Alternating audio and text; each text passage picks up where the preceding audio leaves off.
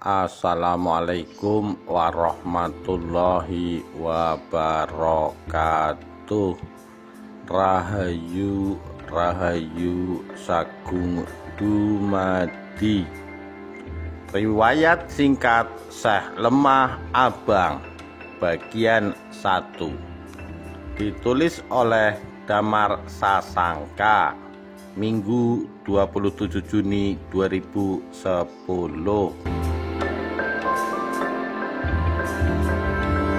Konon seorang ulama Islam bernama Syekh Abdul Jalil datang ke Jawa dan bermukim di Bukit Amparan Jati, daerah Cirebon sekarang. Di sana beliau bertemu dengan Syekh Datul Kafi, seorang ulama sepuh yang sudah lama menetap di Bukit Amparan Jati. Ulama sepuh inilah guru dari Pangeran Walangsungsang dan Dewi Rara Santang, putra-putri dari Prabu Siliwangi, Raja Pajajaran. Setelah menetap berdekatan dengan Syekh Datul Kafi, Syekh Abdul Jalil kemudian berpindah ke Carbon Girang. Di sana beliau mendirikan sebuah pesantren dengan nama Grendasawa. Banyak yang tertarik dengan ajaran beliau yang bernuansa spiritual murni, sama sekali berbeda dengan para ulama-ulama lain yang juga mengurusi kenegaraan, sibuk ingin mendirikan kekhalifahan Islam. Di pesantren Grendasawa, para santri tidak menemui nuansa politik seperti itu. Ajaran tasawuf begitu kental, nuansa kedamaian sangat terasa. Kehadiran Syekh Abdul Jalil menyita perhatian Dewan Wali Songo yang berpusat di Ampel Denta, daerah Surabaya sekarang. Sudah menjadi kesepakatan bersama seyogianya para ulama yang menetap di Jawa masuk menjadi anggota Dewan Wali. Syekh Abdul Jalil tidak menolak ajakan itu. Beliau bersedia masuk menjadi anggota Dewan Wali Songo. Begitu menjadi Dewan Wali, beliau mendapat julukan Syekh Lemah Abang atau Syekh Siti Jenar. Lemah berarti tanah, abang berarti merah, Siti berarti tanah, Jenar berarti kuning. Beliau mendapat gelar seperti itu karena beliau tinggal di daerah Jawa bagian barat yang terkenal tanahnya berwarna merah kekuning-kuningan. Beda dengan tanah Jawa bagian tengah dan bagian timur. Maka terkenalah beliau dengan sebutan Syekh Siti Jenar atau Syekh Lemah Abang atau Sunan Kajenar. Beliau bukan keturunan bangsawan. Kebanyakan para ulama yang waktu itu dikenal dengan sebutan wali berasal dari kalangan bangsawan. Sebut saja Sunan Ampel, dia berdarah bangsawan Campa. Sunan Benang lama-lama berubah menjadi Bonang. Sunan Derajat lama-lama berubah menjadi Derajat. Sunan Lamongan, ketiganya putra Sunan Ampel, berdarah bangsawan Campak dan Tuban, karena istri Sunan Ampel masih keturunan Kadipaten Tuban. Begitu juga Sunan Kalijaga, berdarah Tuban, Sunan Giri berdarah Blambangan, dan lain-lain. Syekh Siti Jenar tidak berdarah biru, namun beliau memiliki kecemerlangan melebihi para menak berdarah keraton. Mungkin ini juga yang menjadi salah satu faktor sehingga beliau sama sekali tidak tertarik dengan tetek bengek urusan perpolitikan, selain memang kesadaran beliau yang benar-benar tinggi.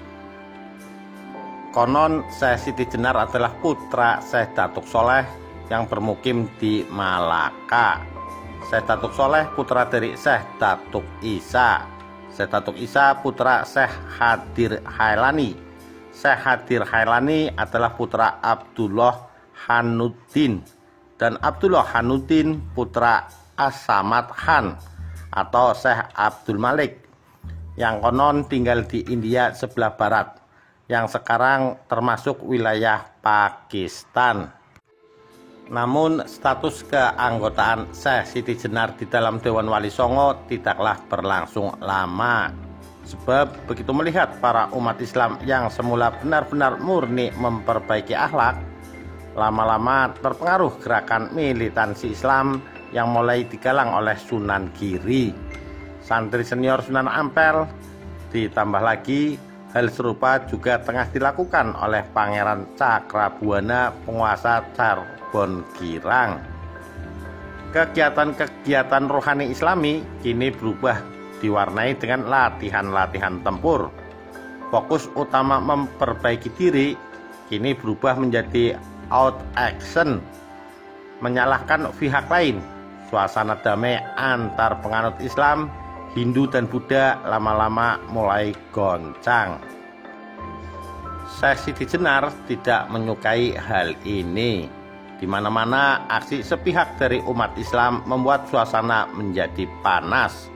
Penganut Hindu dan Buddha yang selama ini merasa damai bersanding dengan penganut agama baru ini mulai terusik. Syekh Siti Jenar melayangkan surat protesnya ke Ampel Denta. Namun Sunan Ampel meyakinkan semua masih wajar dan tidak berlebihan. Namun bagi Syekh Siti Jenar, apa yang dikatakan Sunan Ampel tidaklah sesuai dengan kenyataan di lapangan. Ada seorang ulama yang menyuarakan hal serupa. Dialah Sunan Kalijaga. Bersama Syekh Siti Jenar, Sunan Kalijaga mencoba membendung gerakan-gerakan umat Islam yang kini berubah radikal. Mau tidak mau, diam-diam umat Islam terpecah menjadi dua kubu. Kubu yang militan dan merasa dirinya paling benar karena katanya mengikuti anjuran Al-Quran dan hadis secara kafah, dipimpin Sunan Giri. Sunan Giri menyatakan siapa saja yang menolak pergerakan umat Islam yang tengah gencar-gencarnya saat ini sama saja menjalankan ajaran bid'ah. Sunan Giri mengklaim golongannya adalah golongan putihan atau kaum putih, dan umat Islam yang tidak sepaham dengan golongannya dituduh sebagai penganut bid'ah, golongan abangan atau kaum merah. Untuk mengukuhkan pengakuannya, pengikut Sunan Giri bahkan menyebarkan desas-desus bahwa Syekh Siti Jenar adalah seorang penganut ilmu sihir dari India. Jelas diceritakan dalam babat Tanah Jawa, Syekh Siti Jenar mencuri dengar wejangan agama dari Sunan Bonang yang kala itu tengah mewejang Sunan Kalijaga. Syekh Siti Jenar konon berubah menjadi cacing tanah. Sunan Bonang sendiri yang menambal bagian perahu yang sedikit berlobang kala hendak berlayar ke tengah laut untuk sekedar memberikan wejangan rahasia kepada Sunan Kalijaga. Sunan Bonang menambalnya dengan segenggam tanah.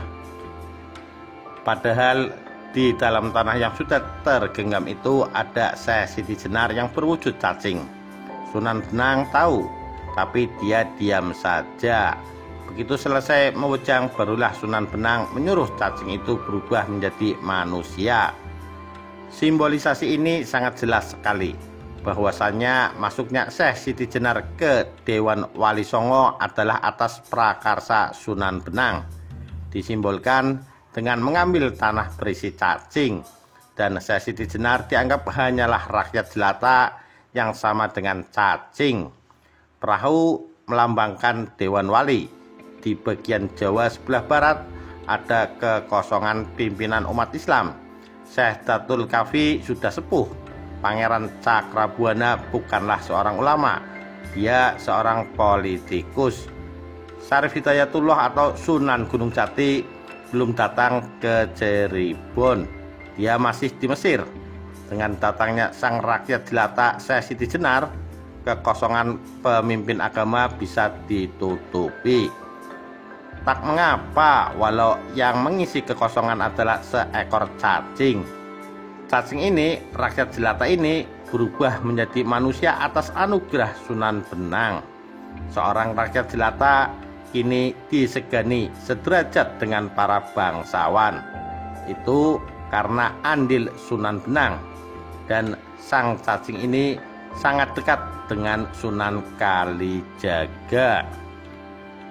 Simbolisasi ini jelas-jelas muncul di kemudian hari setelah Syekh Siti Jenar difatwakan sesat oleh Dewan Wali. Ada ungkapan diskriminatif di Jawa, wong ya pancene godhong krokot, diunggahna nganti dhuwur ya tetep wae cukule melorot. Namanya juga daun krokot, walaupun diangkat setinggi mungkin, tumbuhnya tetap saja melorot ke bawah. Ungkapan ini biasanya mencerminkan kekesalan seseorang yang telah berjasa mengangkat orang lain dari kesengsaraan, namun kemudian lupa daratan. Dan manakala Syekh Siti Jenar yang dulu bukan apa-apa dan dimasukkan ke Dewan Wali oleh Sunan Benang sehingga kedudukannya terangkat, namun di kemudian hari berani menentang para wali yang lain, maka keluarlah ungkapan kekesalan secara simbolik ini. Namanya saja rakyat jelata, bagaimanapun juga tetap saja kelakuannya seperti rakyat jelata, seperti cacing, kurang lebih seperti itu. Padahal tingkat spiritualitas seseorang tidak bisa diukur oleh pangkat dan derajatnya di masyarakat. Para wali lupa karena mereka memang tengah terfokus pada duniawi, pada kekhalifahan semata. Namun tidak demikian dengan Sunan Kalijaga. Sunan Kalijaga sangat menghormati Syekh Siti Jenar karena tingkat spiritualitasnya benar-benar tinggi. Kubu Sunan Giri dan kubu Sunan Kalijaga tidak pernah sepaham di mana-mana. Dan manakala Sunan Giri memberontak ke Majapahit dan ingin mendirikan kekhalifahan Islam di Jawa, walaupun lantas bisa dihancurkan oleh Majapahit, Syekh Siti Jenar menyampaikan protes keras. Bahkan beliau kemudian menyatakan keluar dari Dewan Wali Songo. Pada tahun 1475, Syarif Hidayatullah bersama ibunya Syarifah Mudaim datang dari Mesir ke Cirebon. Syarifah Mudaim adalah nama muslim Dewi Rara Santang. Dia adalah adik kandung Pangeran Cakrabuana, penguasa Carbon Girang. Mendengar kedatangan Syarif Hidayatullah, Sunan Giri segera mengirim utusan untuk memintanya bergabung bersama Dewan Wali Songo yang berpusat di Ampel Denta. Syarif Hidayatullah menyetujuinya. Lantas dia dikenal dengan nama Sunan Gunung Jati. Dengan adanya Sunan Gunung Jati, kekosongan kepemimpinan Islam di Jawa bagian barat yang semula dijabat Syekh Siti Jenar tertutupi sudah. Maka kini ada dua kekuatan besar di Cirebon. Satu Syekh Siti Jenar dan yang kedua Sunan Gunung Jati. Pada awal tahun 1478, Sunan Ampel wafat. Pimpinan Dewan Wali Songo berpindah ke tangan Sunan Giri. Hubungan Syekh Siti Jenar dan Sunan Giri yang selama ini terkenal tidak bagus, begitu kepemimpinan Dewan Wali berganti, maka hubungan ini semakin meruncing. Bahkan manakala terdengar bahwa Syekh Siti Jenar mengajarkan ilmu tasawuf tingkat tinggi kepada murid-muridnya, yang sesungguhnya semua wali juga paham akan ilmu tersebut, oleh Sunan Giri, hal itu dijadikan alasan untuk mencari-cari kesalahan Syekh Siti Jenar. Syekh Siti Jenar dipanggil menghadap ke Giri Kedaton, dan kisahnya tercatat dalam pupuh atau bait-bait tembang Jawa seperti di bawah ini. Perguruan Syekh Lemah Bang, wejangannya tanpa menggunakan perlambang atau simbolisasi, langsung ke inti sarinya ilmu. Sholat syariat tidak dipentingkan, inti sarinya saja yang dihayati. Sangat gamblang, jelas dan tidak ditutup-tutupi lagi. Sudah menjadi perguruan besar, terkenal kehebatannya. Kedalaman ilmu beliau sudah tak ada beda dengan para aulia. Semakin terkenal di tengah masyarakat. Banyak yang datang menjadi murid, berasal dari kota sampai ke pelosok pedesaan. Bahkan banyak para ulama terpikat dan masuk menjadi pengikut. Kalahlah 8 wali yang lain karena kebesaran perguruannya. Masjid para wali ditinggalkan, membuat surut pengikut para wali yang katanya membawa agama paling mulia. Banyak para santri yang menjadi pengikut, menjadi murid Syekh Lemah Bang. Adapun sang Syekh Siti Jenar semakin banyak yang mencintai. Beliau menjadi imam tunggal, jadi panutan para murid. Perguruannya mengajarkan ilmu hak, ilmu sejati, terkenal di seluruh wilayah negara. Beliau mendapat sebutan Sang Pangeran Siti Jenar. Seluruh keturunan Majalengka atau Majapahit, termasuk keturunan dari Pengging, banyak yang terpikat oleh beliau, datang menimba ilmu pengetahuan sejati, seperti Ki Ageng Tingkir, juga Pangeran Panggung, Buyut Ngerang dari daerah Butuh, serta Ki Ageng Pengging menjadi satu paham dengan beliau. Lama-lama terdengar juga oleh Kanjeng Susuhunan Giri. Beliau segera memanggil utusan. Sang duta sudah mendapatkan pesan yang harus disampaikan. Berangkatlah 2 orang ulama. Tidak diceritakan di perjalanan. Sudah sampai di Lemah Bang. Sang duta mendekat di hadapan. Setelah bertemu langsung dengan Pangeran Siti Jenar, menyampaikan maksud kedatangannya. Diutus Njeng Sunan Giri bahwasannya Pangeran Siti Jenar diharapkan menghadap berangkat bersama kami, sebab Njeng Sunan Giri telah mendengar bahwasannya Paduka Pangeran Siti Jenar telah menjadi guru agung, menjadi imam mulia. Oleh karena itu Tuan dipanggil untuk bermusyawarah menyelesaikan kesalahpahaman dengan para wali semua. Berembuk untuk menyatukan pemahaman supaya tidak terjadi perpecahan, agar tercapai kesepahaman. Jangan sampai timbul fitnah.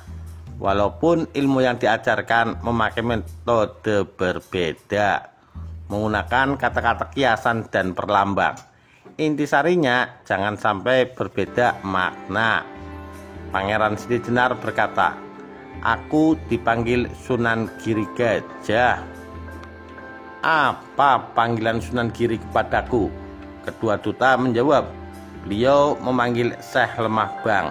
Pangeran Siti Jenar berkata, "Katakan kepada Sunan Giri, Syekh Lemah Bang sesungguhnya di sini tidak ada. Yang ada Pangeran sejati, Tuhan yang sesungguhnya." Terkejutlah keheranan kedua duta. Mendengar kata-kata Syekh Lemah Bang, sang duta lantas berkata, "Bagaimana maksud Anda sampai bisa berkata demikian? Tolong berikan penjelasan kepada kami." Pangeran Siti Jenar berkata lembut, "Kalian hanyalah utusan, jangan membantah. Ingsun atau aku ini sesungguhnya Pangeran Mulia, Tuhan yang Maha Mulia." Kedua utusan lantas keluar, pergi tanpa berpamitan. Sesampainya di Giri Gajah, mendekat kepada Njeng Sunan Giri. Utusan mengaturkan hasil tugasnya dari awal sampai akhir. "Duh, yang sangat kami hormati dan yang menjadi junjungan kami sudah Tuan utus memanggil Syekh Siti Brit." Jawaban beliau memanaskan telinga dan tidak memakai nalar. Demikian riwayat singkat Syekh Lemah Abang bagian 1. Sampai bertemu di bagian yang kedua. Sekian, terima kasih. Wassalamualaikum warahmatullahi wabarakatuh. Rahayu, Rahayu Sagung Dumadi.